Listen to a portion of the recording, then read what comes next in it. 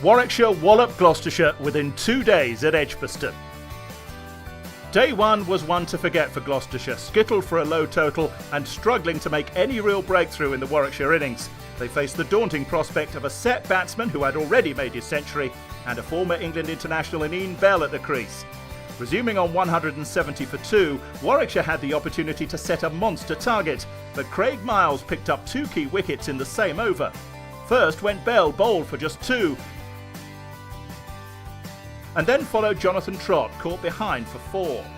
Centurion Rhodes was joined by Sam Hain, who had more success than his recently departed colleagues. The pair added 48 to the total before the partnership was broken by Chris Liddle, sending Hain back to the pavilion for 25. Tim Ambrose's stay at the crease lasted just 10 minutes and 7 balls before Miles had him caught for 3 by Benny Howe. While wickets fell around him, Rhodes had been slowly edging towards 150, but in the 79th over he joined his colleagues in the hutch, bowled by George Trezell for 137. Jitan Patel came and went for 7 off 7 balls, bowled by Taylor 2 overs after Rhodes's wicket, before Oliver Hanby-Dolby and Ryan Sidebottom fell in consecutive balls to Miles, who finished with figures of 5 for 69. 277, while still a lead of 150, was probably a total smaller than Warwickshire were expecting and handed a tiny glimmer of hope to their opponents. To say that hope was extinguished in the second over of the innings may be a stretch, but the disappointment was palpable when Miles Hammond departed for 9, caught by Hain off the bowling of Sidebottom.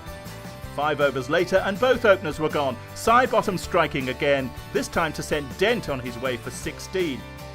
Any chance Gloucestershire had of getting a result evaporated in the space of 8 balls. Keith Barker had James Bracey caught behind for 1, swiftly followed by Gareth Roderick 2 balls later, bowled for a duck. Look at that, the off stump and the leg stump are out and the middle stump is still upright. Then with the first ball of the next over, Sidebottom removed Ryan Higgins, caught behind for 1. Gloucestershire were still 118 short of Warwickshire's first innings total, and this one was in danger of finishing within 2 days. Ben Charlesworth was next to go, dismissed by Oliver Hannon-Dolby for 5 runs off 31 balls.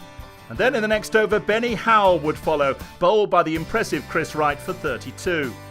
Craig Miles fared little better, bowled by Sidebottom for 9. And in the next over, Wright struck again, Matt Taylor the victim this time, with just 1 run to his name. Defeat became an inevitability, and while the tail helped Gloucestershire avoid the ignominy of being skittled out for under 100, they were all out for 103, as George Trezell's resistance was ended by Rhodes for 19. That meant Gloucestershire were beaten by an innings and 47 runs, an impressive performance by Warwickshire, underlining their status as promotion favourites.